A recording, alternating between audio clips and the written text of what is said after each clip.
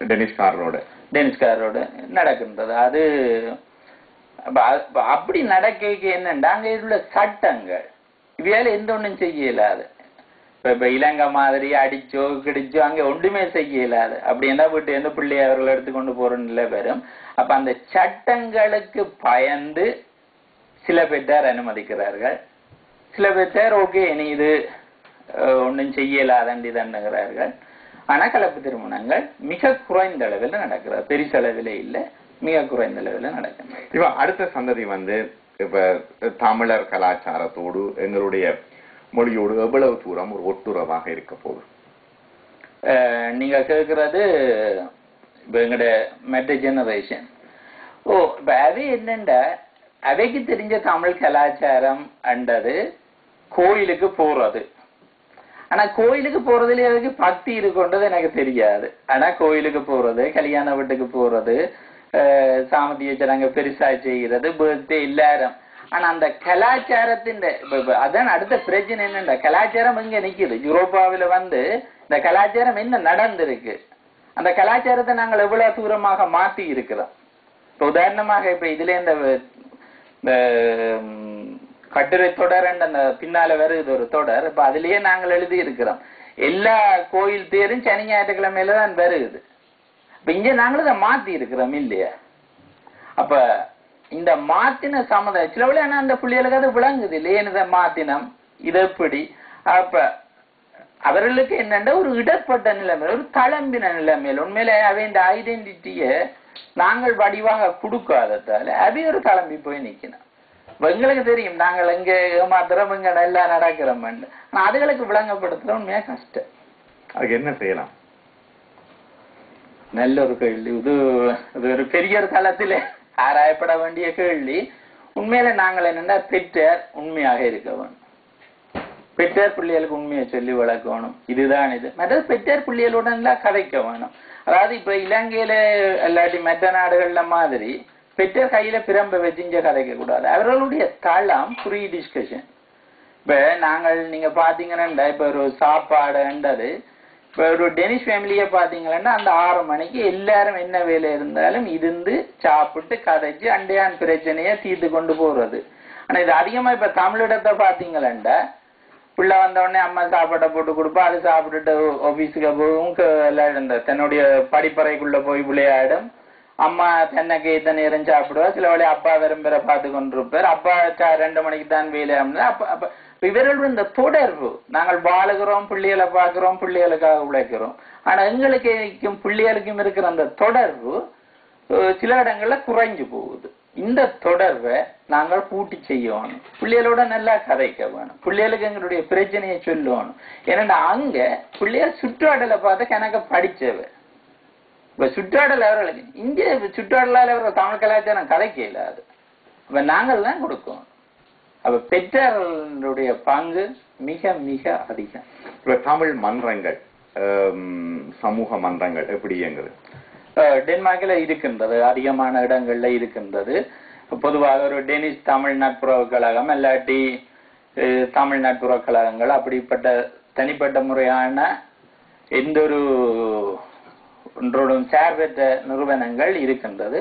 அப்ப அவர்கள் ஒரு வருஷத்துல இப்ப தங்கள் கூட ஒரு ஒன்று கூடல் இது ஒரு கிறிஸ்துமஸ் நேரமோ புது வருஷமோ அதுகளை செய்வினா, அதே நேரத்துல ஒரு வருஷத்துல ஒரு பெரிய ஃபெஸ்ட் அப்ப அந்த மெட்ட இடங்கள்ல இருந்து ஆக்கள் வருவினா. அப்ப அந்த இடங்கள்ல பிள்ளைகள் தங்களோட திறமைகளை காட்டக்கூடியதாக அது அமையும்.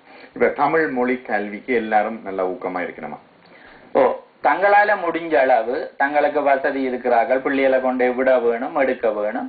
அப்ப அதுக்கு அந்த பெற்றோர்கள் அந்த ஆதரவை செய்யணும். ஆனா அந்த தமிழ் மொழி கல்வியில இவர்கள் எவ்வளவு தூரம் இப்ப தமிழ் மொழி கல்வி ஓரளவு, அதாவது அவர்கள் 10ஆம் வகுப்பு இனி அட்வான்ஸுகளுக்கு போகலாம் என்ற உடனே அந்த தமிழ் மொழி கல்வியை அவர்கள் நிப்பாட்டி இருக்கிறார்கள்.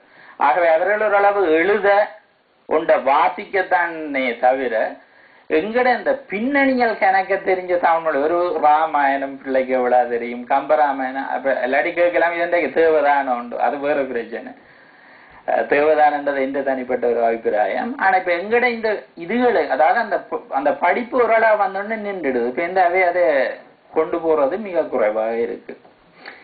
அப்புறம் வந்து நீங்கள் ஒரு அகராதி வெளியிட்டிருக்கின்றீர்கள், டெனிஷ், இங்கிலீஷ், தமிழ். இந்த அகராதியினுடைய ஏன் இப்படி ஒரு சிந்தனை ஒன்று வந்துச்சு? இது எப்ப இதை நீங்க செய்த, நீங்கள் இதனுடைய பிரயோசனம் என்ன? இது உண்மையில நான் ஆரம்ப காலத்துல நான் மொழிபெயர்ப்பாளராக வேலை செய்து கொண்டிருந்தேன். அப்ப மொழிபெயர்ப்பாளராக எல்லா இடம் நாங்க நேர போறது. மற்றது அப்ப பிள்ளைகள் எல்லாருக்கும் மிகவும் சின்னாக்கள் இன்னும் வளர இல்லை. அப்ப கனப்பேருக்கு அப்படி இல்லாட்டி தொலைபேசியால. அப்ப தொலைபேசியால என்னைக்க எங்கட உச்சரிப்புகளுக்கும் பிரச்சனை இருக்கு, அவேண்ட உச்சரிப்புக்கு பிரச்சனை இருக்கு. இது உண்மையில ஒரு அகராதி என்றதை விட இதை நீங்க முன்னுக்கு பாத்தீங்கன்னா உடம்பில உள்ள ஒவ்வொரு உறுப்பையும் தனித்தனியா செய்து அதுக்கு படம் போட்டு அதுல வரக்கூடிய நோய்கள், அனட்டமி, டிசீசஸ், அதுக்கு வரக்கூடிய நோய்கள் அதை எப்படி தீர்க்கிறது.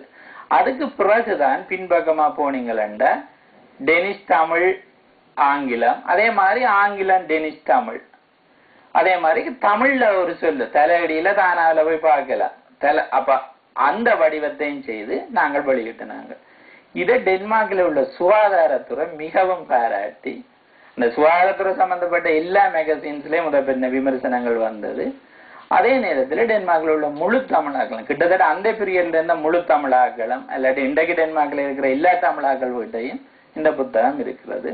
இன்றைக்கும் அந்த கொஞ்சம் வயது போனவை, இப்ப பிள்ளைகளை ஹாஸ்பிட்டலுக்கு கொண்டு போகாதவை போய் இதை தூக்கி கொண்டு போவின. அது வைத்தியன்மாருக்கு மிக உதவியா இருக்கு. அதோடு வந்து இப்ப டெனிஷ் மொழி கற்கிறதுல என்ன சிரமம் இருக்குது, எப்படி? இப்ப ஏன்னா இங்கிலீஷ்னா எல்லாருக்கும் லேசான ஒரு முறை கற்றிடுவார்கள். ஆனா டெனிஷ் மொழி கற்கிறதுல என்ன பிரச்சனை இருக்கு? டெனிஷ் மொழி கற்கிறது நான் நினைக்கிறேன் மேல சரியான கஷ்டமான விஷயம். ஒன்று ரெண்டு விதம். ஒன்று அவர்களுடைய உச்சரிப்பு, அது அப்படி ஒரு புதுக்கத்தான். மற்றது எங்களுக்கு சில தெரிஞ்ச சொல்லுகள், இப்ப ஸ்டேஷன் அதை வந்து அவர்கள் ஸ்டேஷன் அண்ணவர்கள். அப்ப எங்களுக்கு தெரிஞ்ச ஒரு சொல்லுகளை நாங்கள் வேற விதமா தான் பாவிக்க வேண்டும். இப்ப இங்க வளர்ந்தாங்களுக்கு பிரச்சனை இல்லை, அது அவருடைய மதர் டங் டெனிஷ் தான். இப்ப எங்களோட ஜெனரேஷன் எடுத்து பார்த்தா அது மிகவும் கரைச்சலானது. மற்றது என்னண்டா அவர்கள் அந்த சாதாரணமா பாவிக்கிற சில சொல்லுகள், ஒரே சொல்ல கனகடத்தை, இப்ப பொத்து வாயன்றதை அன்பாவும் தட்டி சொல்லலாம், பொத்துவாய ஆத்திரமான்னு சொல்லலாம். அப்ப அதை நாங்கள் படிக்கிறதுக்கு அவருடைய கலாச்சாரம் எங்களுக்கு தெரிஞ்சிருக்கணும். அதை புள்ளையா சொன்னா கண்ணம்பிங்க. அப்ப அது மிக, அதாவது அதோட கலாச்சாரத்தின் அடிப்படைக்கு தெரிஞ்சு கொண்டு பாசிய படிச்ச சுவமா இருக்கும். ஆனா பொதுவாக வந்து ஆதி அந்தஸ்து கிடைச்ச எல்லா தமிழாக்களுக்கும் முதல் 18 மாதம் தனியாவே பாசதான். கணவன் மனைவி அவர்களுக்கு கிட்டத்தட்ட நான் நினைக்கிறேன் ஒரு ஃபேக்டரியில 2 பேர் வேலை செய்யற அளவு காசு போய்கொண்டிருந்தது. அப்ப அந்த ஊக்குவிப்பு அது இப்ப என்ன கிடைச்சது, நான் மனைவியார கிடைச்சது, எல்லாருக்கும் தான் கிடைச்சது. 12 மாசம் தொடர்ந்து படிக்க வேணும். ஓமா. அப்ப அந்த எக்ஸப்ட் பண்ணின உடனே அப்ப அந்த அதை அவர்கள் செய்தது பேந்து கஷ்டப்பட இல்லை.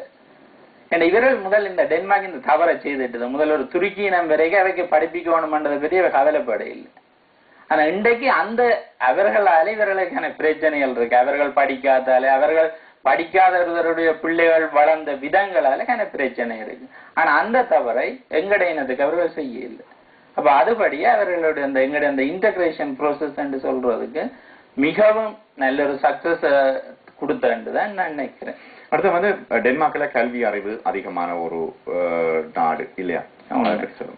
இப்ப உண்மையில டென்மார்க்கின் ஏற்றுமதி எக்ஸ்போர்ட் அவருடைய அதுல ஒன்று அவர்களுடைய மூளை, அதாவது மூளையை எக்ஸ்போர்ட் பண்ணுகிறார்கள். அப்ப அது ஒரு சிறந்த, அதாவது